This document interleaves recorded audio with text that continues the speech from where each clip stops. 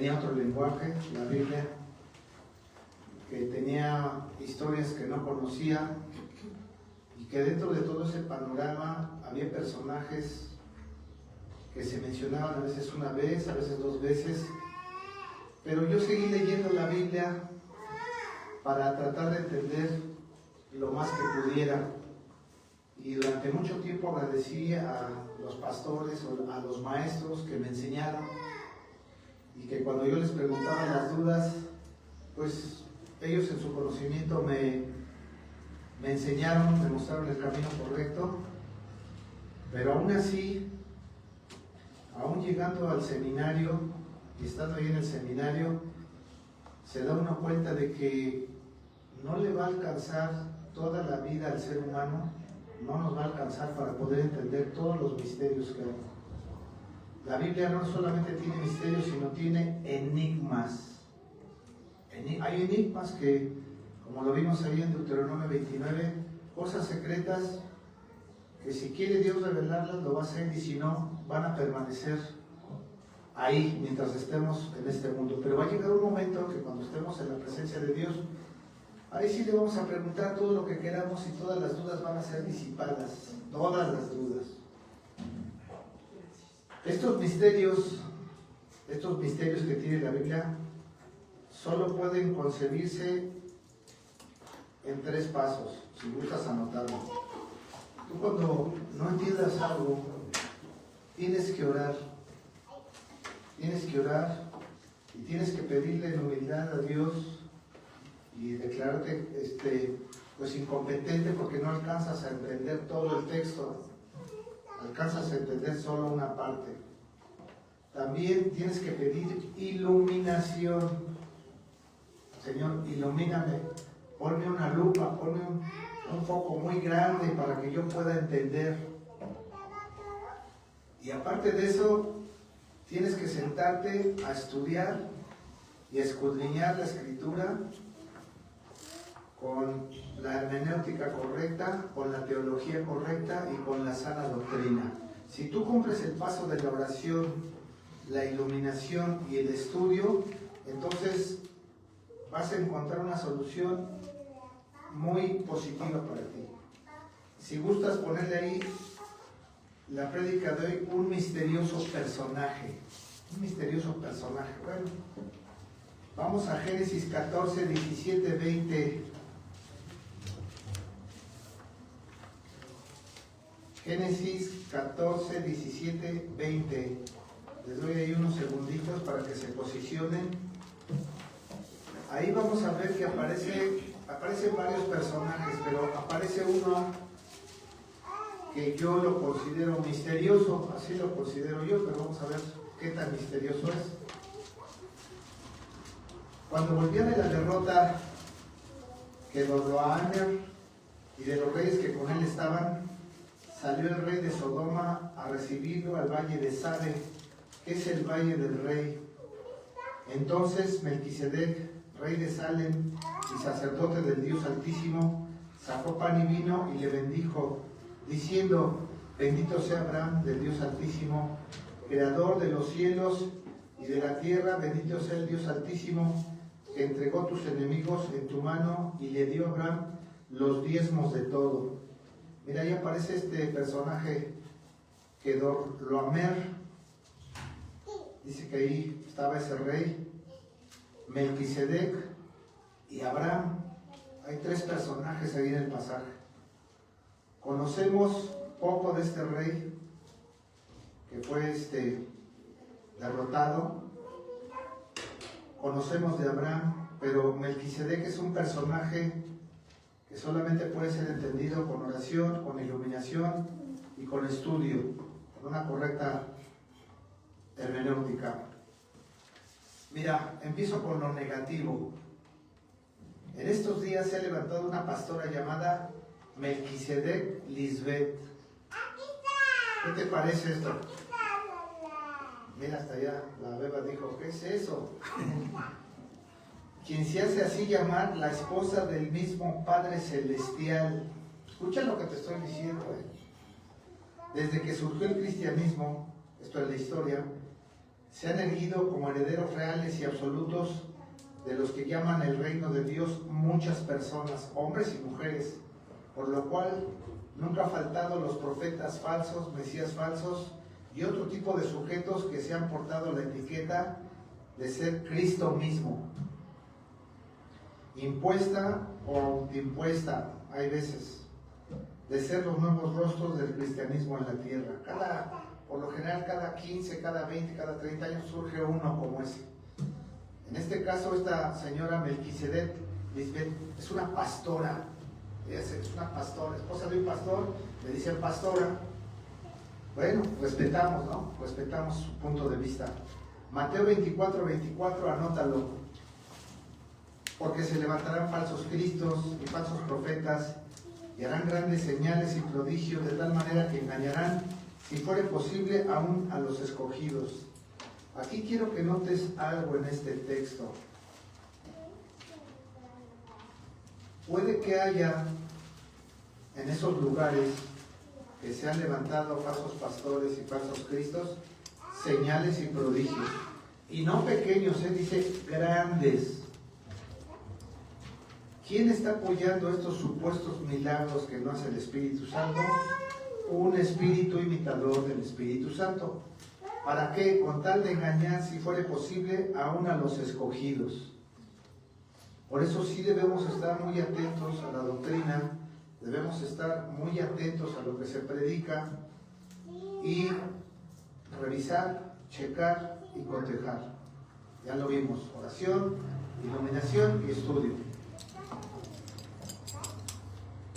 En el año 2013, en que esta Lisbeth García, porque así se llama, dio la oportunidad de ocupar el vacío que dejó su esposo recién fallecido, allí en el 2013, él era pastor, al frente de la congregación que ambos tenían en Miami, Florida, Estados Unidos. Tenían una congregación como de 300 personas. Obviamente, yo respeto, no quiero herir a nadie, carismáticos, pentecostales, pero en esa línea. La institución que ella lidera reúne feligreses en más de una veintena de países latinoamericanos y europeos, entre los que destacan aquí en América, Venezuela, Costa Rica, en Europa, Italia, España y aquí Colombia. Aquí en México no es muy vista porque está apabullada por otro tipo de iglesias sensacionalistas y además ella solamente predica en YouTube. Tiene un sitio en YouTube y nada más métanse a verla, pero no se vayan a quedar ahí, nada más se llama Melquisedec Lisbeth. Nada más véanla ahí unos 5 o 10 minutos para que vean que lo que les estoy diciendo es real. Sus prédicas y mensajes llegan a los fieles gracias a unos videos de alrededor de 25 minutos de duración. Hace sus prédicas así de ese tamaño, que graba en un estudio que tiene ahí en su propia sede en Miami. Aquí lo importante es esto, porque se levantarán falsos cristos y falsos profetas y harán grandes señales y prodigios. Entonces, cuidado ahí, ahí hay que detenernos. Yo en esta mañana te pregunto, ¿quién fue Melquisedec aquí en el pasaje de Génesis 14, 17, 20? ¿Quién fue? Han existido muchos tipos de hipótesis sobre este enigmático y misterioso personaje bíblico. Pero tú, ¿qué piensas? ¿Quién fue Melquisedec? ¿Tú qué piensas? ¿Tú has pasado por ahí? Dices, ¿quién fue este Melquisedec? ¿Y será tan importante como para presentarlo en una prédica? Vamos a ver, vamos a descubrirlo, porque para eso estamos aquí. Algunos teólogos, y no teólogos simples, algunos teólogos prominentes, estudiosos, piensan que este sacerdote fue cananeo, de la ciudad de Jerusalén o de la ciudad de Salem, propias de estos lugares y de estas fechas. Una línea de teólogos piensa esto. Otros teólogos tienen otra hipótesis, que este sacerdote era Sem, hijo de Noé, quien todavía vivía en esos años. Es otra posibilidad. Dice, mira, este sacerdote era Sem, se cambió el nombre de Melquisedec y fungió como sacerdote en esos días. Bueno, esa es otra línea. Y aquí te voy a decir algo, no siempre en un punto de vista bíblico vamos a estar de acuerdo, no siempre. MacArthur piensa una cosa, Michelet piensa otra, Carballosa piensa otra, tiene su interpretación en algunos puntos doctrinales, sin embargo no están peleados, simplemente son puntos de vista. Tú tarde o temprano, en algún punto de la Biblia vas a tener que tomar una posición. Por ejemplo, el arrebatamiento es antes de la tribulación, es durante la tribulación o después de la tribulación. Tú tienes que meterte a estudiar y tomar tu posición. Yo creo que va a ser en medio, yo creo que va a ser después. Yo pienso, por lo que he estudiado, que es antes del arrebatamiento de la tribulación, pero tú puedes tomar tu posición de acuerdo a lo que estudies. Para otros es un personaje misterioso este Melquisedec que Dios mismo simplemente no quiere revelar. Ya lo acabamos de ver, Deuteronomio 29:29. Las cosas secretas pertenecen a Jehová, nuestro Dios, mas las reveladas son para nosotros y para nuestros hijos para siempre, para que cumplamos todas las palabras de esta ley. Ya te dije que no nos va a alcanzar la vida para estudiar toda la Biblia. No, toda la vida no nos va a alcanzar para estudiar toda la Biblia. ¿Qué debemos hacer? Buscar a los mejores autores, los mejores libros y aprovechar bien el tiempo. En la prédica de hoy intentaremos averiguar quién fue Melquisedec. Eso es lo que trataremos de averiguar y vamos a ver si vale la pena saber quién fue este personaje. Mira, una división del capítulo 14. Ahí vete hasta arriba al 14:1. Vamos a ver cómo lo vamos a desglosar ahí. Mira, de los versículos 1 al 12, puedes ahí ponerle.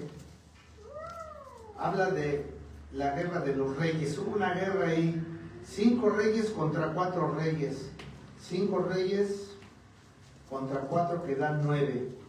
En los versículos 1 al 3, mira lo que dice. Aconteció en los días de Amrafael, rey de Sinar, Arioc, rey del Sar, Kedorlaomer, que es un nombre muy difícil porque la fonética no nos alcanza. Aquí viene escrito de una manera, pero la fonética original es muy rara. Kedorlaomer, rey de Lam, Tidal, rey de Goim. Estos hicieron guerra contra Bera, rey de Sodoma, contra Brisa, rey de Gomorra, contra Sinab, rey de Adama, contra Semed, rey de Seboim, y contra el rey de Bela, la cual es Zoar. Todos estos se juntaron en el valle de Sidim, que es el mar salado.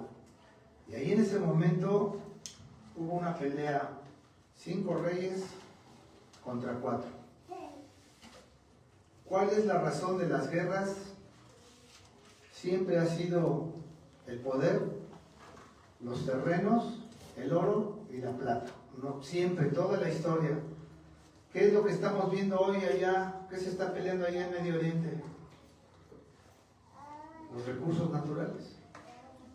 Ahí salió por ahí alguien que quiere comprar Groenlandia. También quiere comprar Groenlandia. Ya sabemos quién es ese personaje. Siempre ha sido así.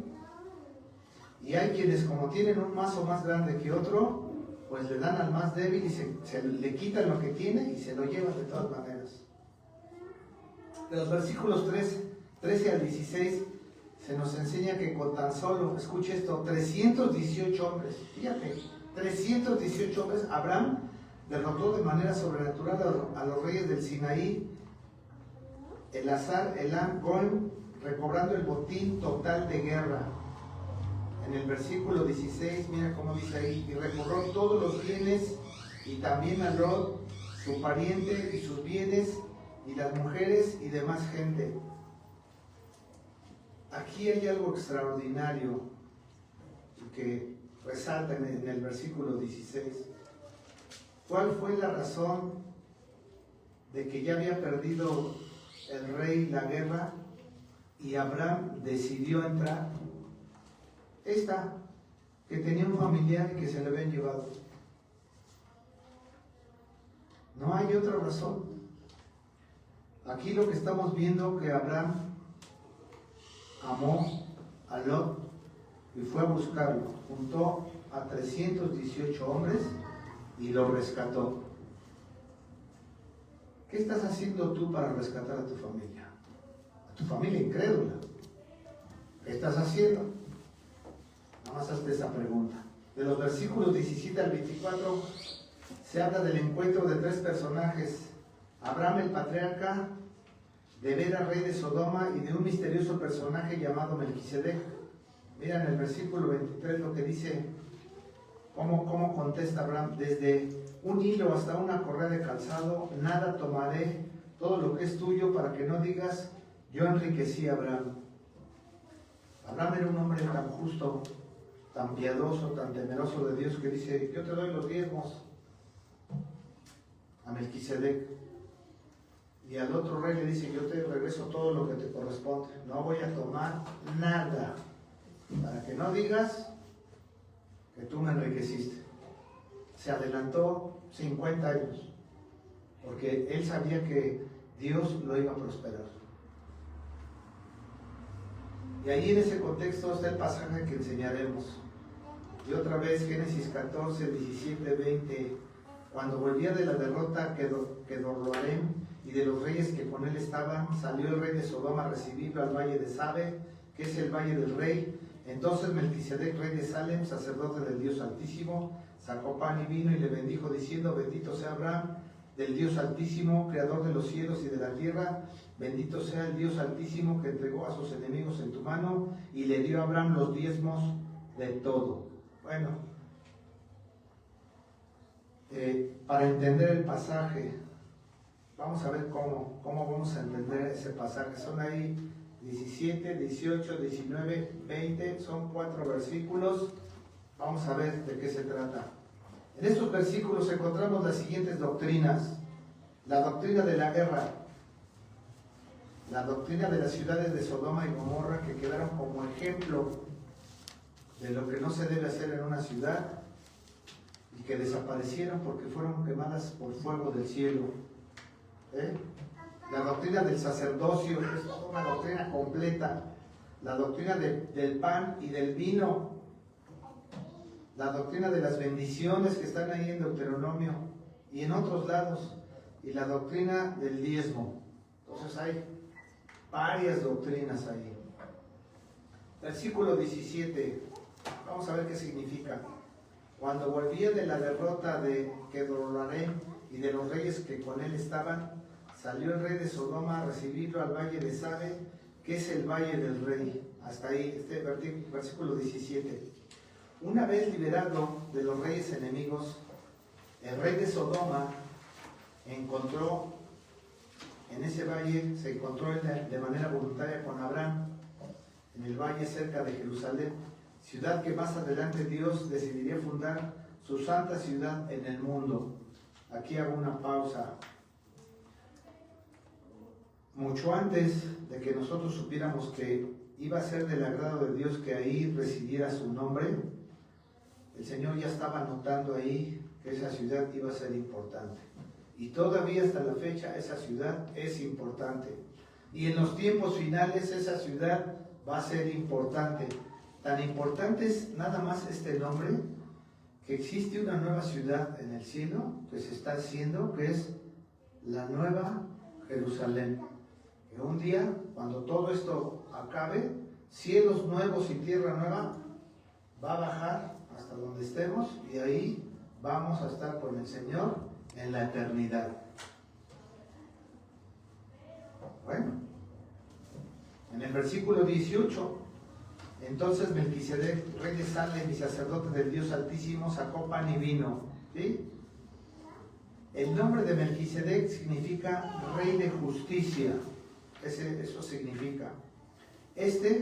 Un varón que no tiene antecedentes biográficos ni genealógicos. Simplemente apareció ahí. Y cumplió 2 ministerios que nadie en la historia de todo el antiguo pacto pudo hacer. Fue sacerdote y rey al mismo tiempo. ¿Tú te acuerdas de Saúl? Que se desesperó ahí en la guerra y que dice, pues yo voy a hacer el sacrificio. Que quiso ser rey y sacerdote. ¿Cuántos de nosotros a veces queremos ocupar un puesto en la iglesia y Dios no nos ha llamado a ese puesto, pero nosotros nos metemos a fuerzas y es que yo quiero ser pastor y voy a hacer lo que sea posible por ser pastor. Pues a lo mejor si te subes por ti mismo, si te autonombras, puede ser que sí, pero para nombrar un pastor hay todo un procedimiento. Ahora, ¿qué le pasó a ese primer rey de Israel que lo hizo? ¿Fue del agrado de Dios? No fue del agrado de Dios. Notamos aquí también, regresando al pasaje, que el rey de Sodoma cede su puesto de petición a Abraham para que Melquisedec tenga la primicia en todo. Mira, el rey que estaba con Abraham dice, no, primero que haga su petición Melquisedec. ¿Qué vio en él? ¿Qué escuchó en él? Que seguramente no sabemos, porque ahí hubo un diálogo. Dijo él, ¿sabes qué? No, primero Melquisedec. La palabra para Dios Altísimo en hebreo que aparece ahí es E-L-Y-O-N, Elión. Y se usa igual que Yahvé o Yahweh, Y-A-H-W-E-H, Yahweh. La palabra sacerdote, que también es muy importante, tiene un significado en el español y se puede entender de dos maneras. En el Antiguo Testamento queda registrado que los sacerdotes eran separados de Israel después de ser escogidos de entre los integrantes de la tribu de los levitas. No era cualquiera, eran escogidos, se les adiestraba. Y dentro de ese adiestramiento se escogía uno que era el sumo sacerdote como Aarón, quien llevaba a cabo sus actividades en el templo donde moraba el arca del pacto, y solo él tenía acceso a este lugar, y ahí llevaba a cabo el sacrificio de todos para honrar a Dios y el perdón de los pecados del pueblo a través de su sangre derramada en el propiciatorio. ¿Qué es lo que hacía? Está el Yom Kippur, que es el día del perdón, y cada 49 años el Yom Kippur del Yom Kippur. ¿Sabías eso? Nosotros tenemos el Yom Kippur del Yom Kippur del Yom Kippur, porque cada vez que entramos al lugar santísimo en oración y le pedimos perdón a Dios, el Señor nos perdona, si es que estamos arrepentidos. Es una gracia que tenemos. No tenemos que esperar, hasta junio para que entre Aarón y pida perdón. No. Cada vez que nosotros de manera individual, gracias a Cristo, le pedimos perdón de nuestros pecados y nos arrepentimos, somos perdonados. Eso lo debes de creer en tu corazón, porque nadie te extiende un documento que te dice, mira, aquí está el perdón de tus pecados, guárdalo. A partir de esta fecha te los perdono. Cuando Dios nos perdona en Cristo Jesús, los pecados del pasado, del presente y del futuro están perdonados. Pero eso no quiere decir que abuses de la gracia, sino que te mantengas en arrepentimiento y fe. La palabra sacerdote también se puede entender porque viene derivada del latín sacerdos, S-A-C-E-R-D-O-S, sacerdos o sacerdotis, que significa, escucha, aquel encargado de las cosas sagradas o de repartir lo sagrado. Eso significa la palabra sacerdote. Si entramos al versículo 19, sigue leyendo ahí tu pasaje, y Melquisedec dice ahí, y le bendijo diciendo, fíjate estas palabras, bendito sea Abraham del Dios Altísimo. Se dirige a él y le da su lugar, creador de los cielos y de la tierra.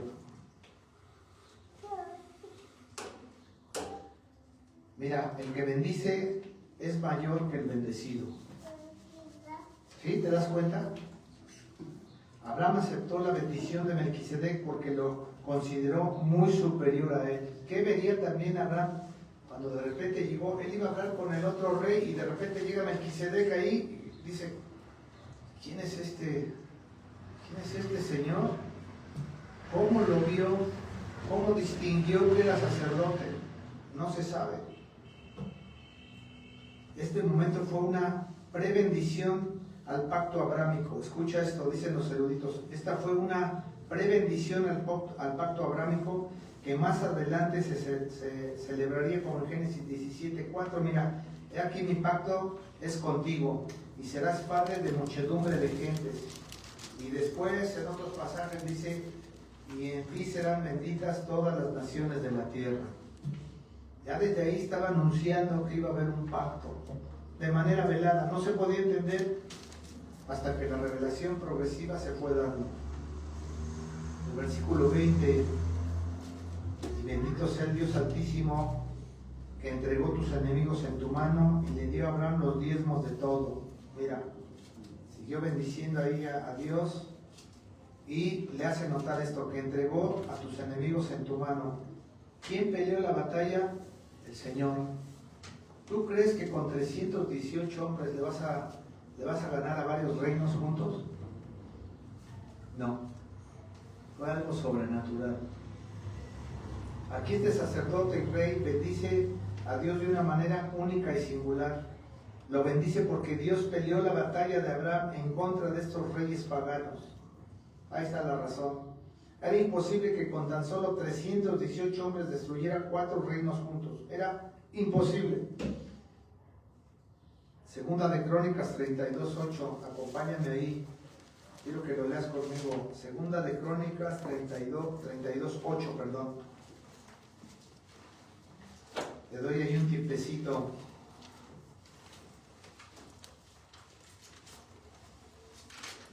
Aquí hay otra guerra. Otra vez, otra guerra. Con él está el brazo de carne, mas con nosotros está Jehová, nuestro Dios, para ayudarnos y pelear nuestras batallas. ¿Lo estás viendo ahí? ¿Tú tienes batallas? ¿Tienes batallas espirituales? Entonces, tienes quien te defienda. Agárrate de esta cita. Pídesela a Dios en oración. Con él está el brazo de carne, con nosotros está Jehová nuestro Dios para ayudarnos y pelear nuestras batallas. Y el pueblo tuvo confianza, mira, en las palabras de Ezequías, rey de Judá. Mira, este rey judío, dio estas palabras a su pueblo y a sus tropas. Dice, no teman, dice, aunque sean más, el Señor está con nosotros. Nosotros debemos confiar en estas palabras.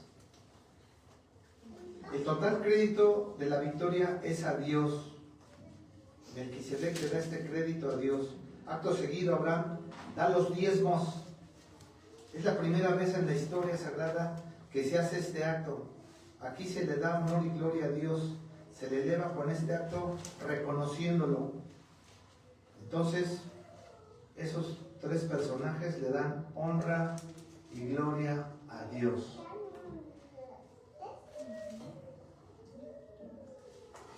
Se le alaba por este acto reconociéndolo en su totalidad, en su majestad. Abraham no dio los diezmos como el impuesto que estaba institucionalizado en la ley de Moisés más adelante. No lo hizo así. Dicen, todos los eruditos coinciden en este punto. Dio la 10ª parte de lo mejor del botín de guerra. Escucha esto. Dio la 10ª parte de lo mejor del botín de guerra. Oro, plata, piedras preciosas. Lo mejor se lo dio. Hay otras evidencias en otros contextos que hay que ver para ver quién era Melquisedec. Mira, Hebreos 7:2-7, ve ahí, Hebreos 7:2-7.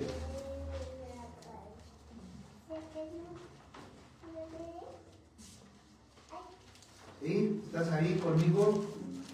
Porque este Melquisedec, rey de Salem, sacerdote del Dios Altísimo, que salió a recibir a Abraham, que volvía de la derrota de los reyes, y le bendijo, a quien asimismo dio a Abraham los diezmos de todo, cuyo nombre significa primeramente rey de justicia y también rey de Salem o rey de paz, sin padre, sin madre, sin genealogía, que ni tiene principio de días ni fin de vida, sino hecho semejante al Hijo de Dios. ¿Ya lo estás viendo ahí? Semejante al Hijo de Dios.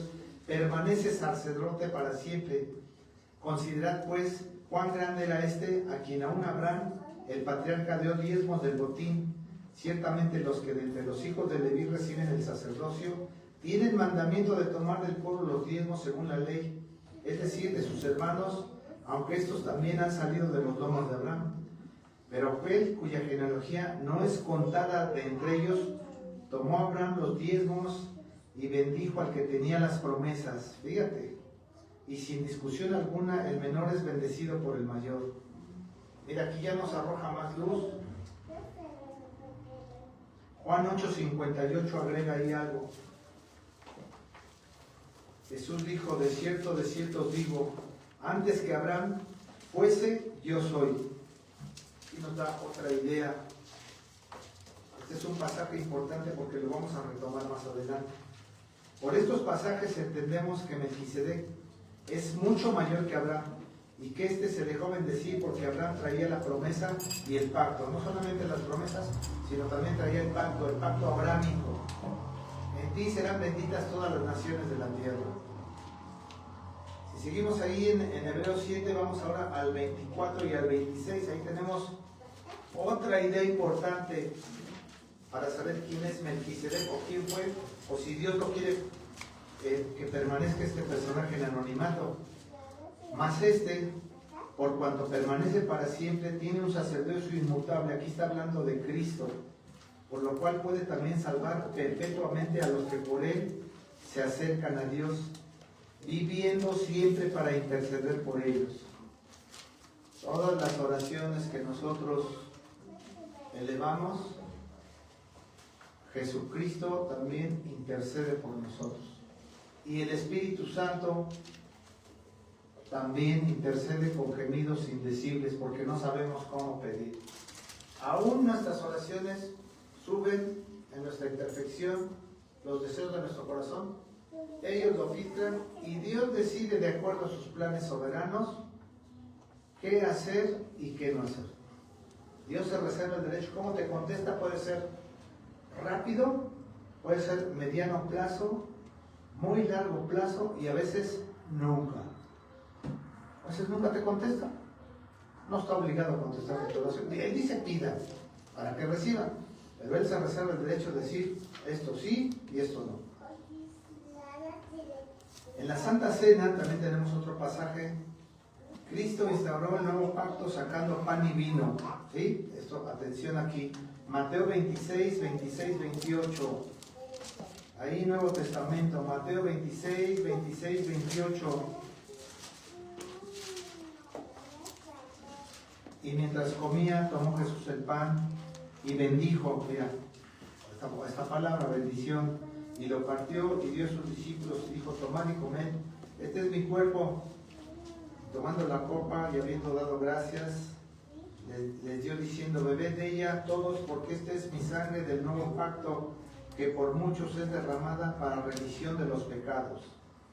Ahí está la instauración de la Santa Cena, que es el nuevo pacto en mi sangre, muy similar al pacto abrahámico. ¿Te das cuenta? Ahí hay pactos. Hay iglesias que dicen, pacta con Dios. Mira, hay cosas que se pueden hacer, el hombre las hace, pero no las debemos de hacer. Debemos manejar esta palabra con mucho cuidado. Yo no puedo pactar con Dios. Puedo hacer un voto a Dios, pero pactar con Él, ¿qué? ¿Somos iguales o qué? Los pactos siempre vamos a notar que siempre vienen del cielo a la tierra. El pacto con Noé, el pacto con David. ¿A poco dijo David, yo voy a hacer un pacto? No dijo David eso. El pacto venía del cielo hacia el hombre. Pero hay quienes quieren pactar con Dios, está mal dicho, no nos espantamos. Tampoco somos inquisitivos, ni vamos a decir, ay, pues esa iglesia está mal, por ese detalle. No sabemos. Quizás en esa doctrina no la tienen bien definida. Sí podemos hacer un voto a Dios, eso sí puedes hacerlo. Pero si es un voto, cúmplelo. Algo muy similar a lo que hizo Melquisedec con Abraham. Si te fijas ahí en Mateo 26, 26, 28, algo muy similar a lo que hizo Melquisedec con Abraham, anticipando de manera velada que habría un nuevo pacto en el futuro lejano. ¿Cuántos años? Miles de años. Cristo intercede por nosotros del mismo modo que Melquisedec bendijo a Abraham. Esto, cuando yo me metí a estudiar, es algo nuevo, pero sí hay un paralelo porque el mayor espiritualmente bendice al menor. Lo repito, Cristo intercede por nosotros, ya lo vimos, del mismo modo que Melquisedec bendijo a Abraham.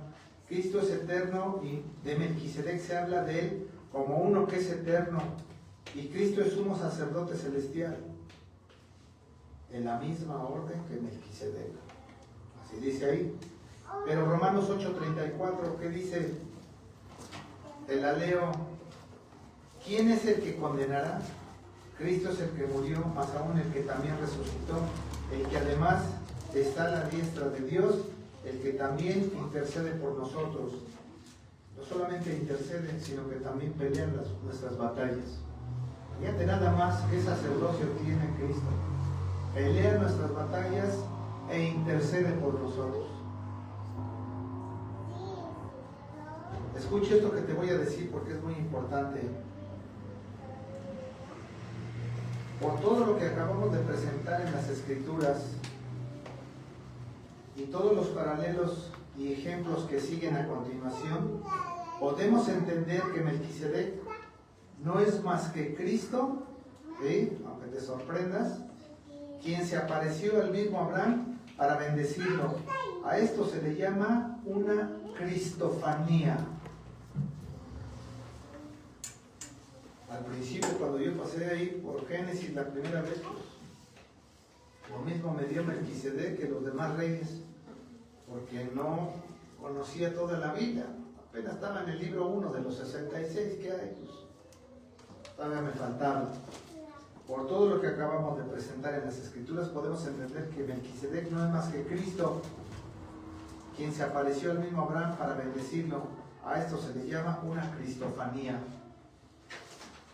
Si gustas anotar, ¿qué es una cristofanía? Puede ser pregunta de examen, ¿eh? Bueno, no es examen, un cuestionario que voy a hacer. Son manifestaciones no buscadas, fíjate. Manifestaciones no buscadas por el hombre. Son intermitentes y temporales, visibles y audibles, de Dios Hijo en forma humana, por medio de las cuales comunica algo a ciertos seres humanos conscientes antes del nacimiento virginal y sobrenatural de Jesucristo.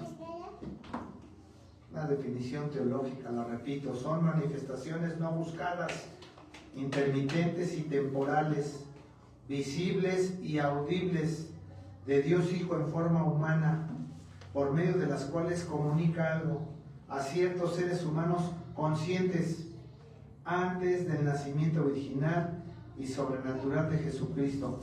Y te doy varios ejemplos. ¿Qué te parece Jacob cuando estaba luchando ahí con el ángel de Jehová? ¿Qué te parece? O, si lo quieres ver mejor, Cristo y Jacob.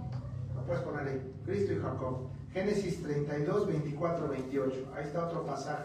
Ahí está otra cristofanía, otra revelación. Así se quedó Jacobo solo, y luchó con él un varón hasta que rayaba el alba.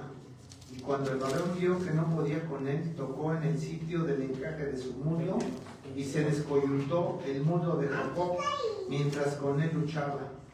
Esa lucha le costó una lastimadura ahí al patriarca, y desde entonces quedó lastimado. ¿Tú traes cicatrices espirituales? ¿Traes cicatrices? ¿Qué precio es pagado por escuchar el Evangelio? Todos traemos cicatrices, todos. Y se descoyuntó el muslo de Jacob mientras con él luchaba y dijo: déjame porque ya raya el alba. Y Jacob le respondió: no te dejaré si no me bendices. Ahí está la insistencia en la oración, la insistencia en la perseverancia. Y el varón le dijo: ¿cuál es tu nombre? Y él respondió, y le respondió Jacobo, y el varón le dijo: no se dirá más tu nombre Jacob, sino Israel, porque has luchado con Dios y con los hombres y has vencido. Mira, ahí le cambia el nombre. Ahí está Cristo, Cristo y Jacob. ¿Qué te parece Josué y Cristo?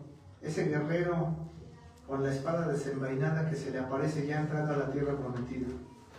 Pero mira, Josué no se dio cuenta, no tenía un discernimiento muy agudo. Sin embargo, si le pregunta, ¿eres de los nuestros o no eres de los nuestros? Mira, Josué 5, 13, 15. Josué 5, 13, 15. Ahí hay otra cristofanía, Cristo de manera velada. Estando Josué cerca de Jericó, alzó sus ojos y vio un varón que estaba delante de él, el cual tenía una espada desenvainada en su mano. ¿Qué es la espada? La palabra de Dios. Y Josué, yendo hacia él, le dijo, ¿eres de los nuestros o de nuestros enemigos? Él, como era un militar, dice, pues, ¿estás conmigo o contra mí? ¿Quién eres? Identifícate, casi le dice. Él respondió, no, mas como príncipe del ejército de Jehová he venido ahora. Ahí ya se identifica quién es. ¿Te suena la palabra príncipe? Príncipe de paz, ahí de Melquisedec. Entonces Josué, postrándose sobre su rostro en tierra, le adoró y le dijo, ¿qué dice mi señor a su siervo? Si hubiera sido un ángel le hubiera dicho, momento, la gloria solo a Dios. Yo soy consiervo tuyo, al igual que tus hermanos. Adora solo a Dios, como dice ahí Apocalipsis. No, mas como príncipe del ejército de Jehová he venido ahora. Entonces Josué, postrándose sobre su rostro en tierra, le adoró y le dijo, ¿qué dice mi señor a su siervo? Con esta actitud venimos a la prédica. ¿Con qué actitud venimos a la prédica? A escuchar la palabra de Dios. Esto es importante porque tiene varios principios, Tú hazte esa pregunta. Así le contestas a este príncipe que llega a tu corazón. ¿Qué dice mi Señor a su siervo? ¿Estoy dispuesto a obedecer? ¿O vienes a pelear, a contender, a estar viendo, a estar... ¿Cómo vienes? ¿Con qué actitud vienes? Y el príncipe del ejército de Jehová respondió a José, quita todavía el calzado de tus pies, porque el lugar en donde estás santo es. Y Josué así lo hizo. ¿Te acuerdas de Moisés en la zarza? Que le dice, descálzate. Ahí hay otra cristofanía. Moisés y Cristo, ¿sí? Por supuesto, otra cristofanía. 3. El ángel de Dios que aparece a los padres de Sansón, ¿te acuerdas? Ellos no se dieron cuenta, pero Cristo mismo estuvo ahí con ellos. Les hizo la promesa. Ahora que estamos viendo la oración de Ana, entendemos muy bien este pasaje. Jueces 13, 21, 22.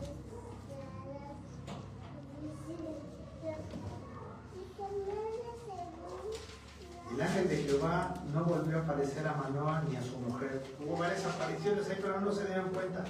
Hasta que después de un tiempo el Espíritu Santo les revela. Entonces conoció Manoah que era el ángel de Jehová. Y dijo Manoah a su mujer, ciertamente moriremos porque a Dios hemos visto. Otra cristofanía ahí. Muy similar a la de Daniel. ¿Te acuerdas que fueron echados ahí al horno de fuego? Y al tiempo se asoma el rey y abren ahí ese horno de fuego. Y dice que estaban ahí los varones como si nada y que vio ahí un cuarto varón, pero que resplandecía como Dios o como hijo de los dioses, dice la versión original. Otra cristofanía. Manifestaciones no buscadas, intermitentes y temporales, visibles y audibles de Dios, Hijo en forma humana, por medio de las cuales comunica algo a ciertos seres humanos conscientes antes del nacimiento virginal y sobrenatural de Jesucristo. Ahora que estamos viendo este pasaje de Melquisedec de Génesis 14, 17, 20, sí nos damos cuenta que esta cristofanía es muy importante, porque es Cristo mismo. Entonces, por otro lado, nos damos cuenta que este Melquisedec no es más que Jesucristo. a quien nosotros adoramos y seguimos, que es nuestro maestro, nuestro mentor,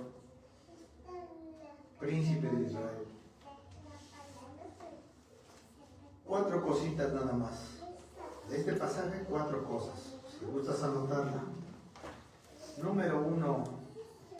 Entendemos que Cristo es eterno, que Él es el alfa y el omega, y cuando decimos que es el alfa, el principio, vemos ahí que ya preexistía y que se presentó de manera velada en el Antiguo Testamento para que nosotros los hombres le demos honra y gloria, como está escrito. Esto es algo importante. Cristo es eterno, siempre ha existido. 2. Cristo apareció de manera velada en el Antiguo Pacto y a esto le llamamos cristofanías. Ahora que les estoy dando este curso de cristología, casi creo que las cristofanías están en el tema, no sé si en el 23 o en el 24. Apenas les acabo de dar el 7. Si han estado estudiando, si lo han estado leyendo, se van a tener que esperar a que lleguen las cristofanías. Pero ahí hablo ampliamente de todo eso. Si lo están guardando y lo están estudiando, qué bueno. 3. Esto es lo importante. Dios pelea nuestras batallas personales. No solamente intercede por nosotros, Él también pelea nuestras batallas personales. Romanos 8, 31, 32. Si gustas anotarla, yo te la leo. ¿Qué pues diremos a esto? Si Dios es por nosotros, ¿quién contra nosotros? ¿Cuántos enemigos tenemos? La carne, Satanás y sus demonios, y el mundo seductor. Y a veces tenemos a nuestro enemigo ahí cerquita, ¿no? Un vecino. Si tu esposo es inconverso, pues empieza a orar por él, porque duermes con el enemigo. Si tienes hijos incrédulos, ya sea que estén dentro de tu casa o fuera de tu casa, también tienes que orar por ellos. ¿O no? O no a los pies de Cristo, porque Él va a pelear tus batallas. Hay veces que nosotros nos queremos echar toda la carga. ¿Qué sentido tiene eso? ¿No tienes acaso un Dios poderoso, omnipotente, que puede hacer todas las cosas? ¿Sabes qué? Lo único que tienes que hacer es confiar en Él y decirle: Señor, ¿quién contra nosotros? Yo confío. Y te voy a decir algo que yo viví, que, bueno, a lo mejor ya te lo he dicho. Mi papá se convirtió en las últimas 6 horas de su vida, en un hospital, todo entubado, con gangrena en una pierna, diabetes, ya no veía y ya no oía bien. ¿Qué? Se le escapó de las manos al Señor, ¿no? Él tuvo su tiempo y tuvo su espacio. Ten confianza. Si estás orando por tu familia incrédula, ten confianza. Deja que Dios obre. Pero si tiene que llegar a la sala de un hospital y humillar a ese hombre así, es mejor, porque de otra manera no creemos. Es más, ¿cuántos hombres jóvenes y mujeres jóvenes no están ahorita en un hospital?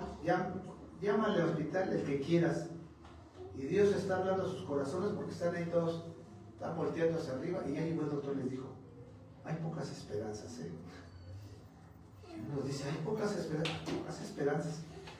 Si usted cree en alguien, pues ore. Y si tiene algún familiar cerca de la iglesia, que ore por usted, porque hay pocas esperanzas.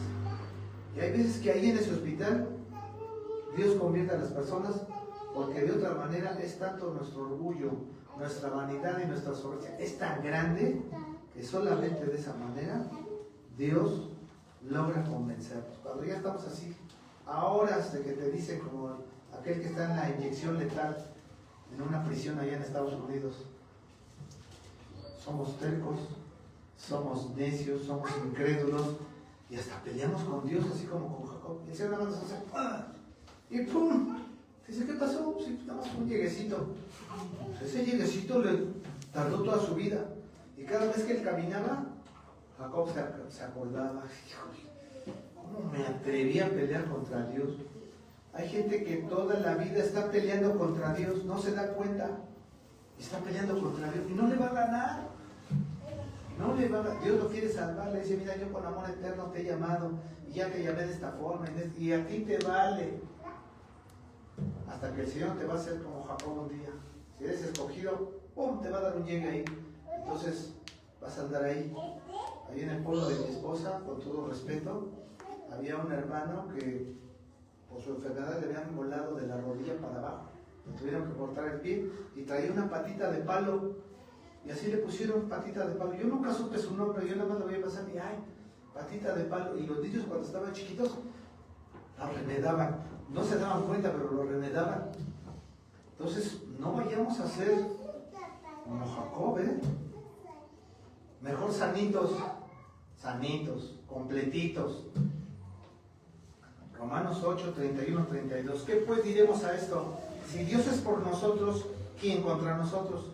El que no escatimó a su propio hijo. Mira, nos amó tanto que dijo, mi tesoro, lo mejor que yo tengo, que es mi hijo amado, lo entrego para el perdón de los pecados. Sino que lo entregó por todos nosotros. ¿Cómo no nos dará también con él todas las cosas? Fíjate, estas palabras te deben de dar ánimo. Este personaje que se apareció allá, Abraham, es Jesucristo. Y es este mismo Cristo que te dice estas mismas palabras. Si Dios está contigo, ¿quién contra ti? Y último, Cristo intercede por nosotros continuamente. Mira, ve al Salmo 110:4. Salmo 110:4. Job, Salmos, Proverbios, Eclesiastés, Cantar de los Cantares. ¿Ya estás ahí? Salmo 110:4, ¿sí? Sí. Juró Jehová y no se arrepentirá. Tú eres sacerdote para siempre, según el orden de Melquisedec, viendo hacia nuestro glorioso Señor Jesucristo. Sacerdote para siempre, de la orden de Melquisedec, que significa Rey de paz.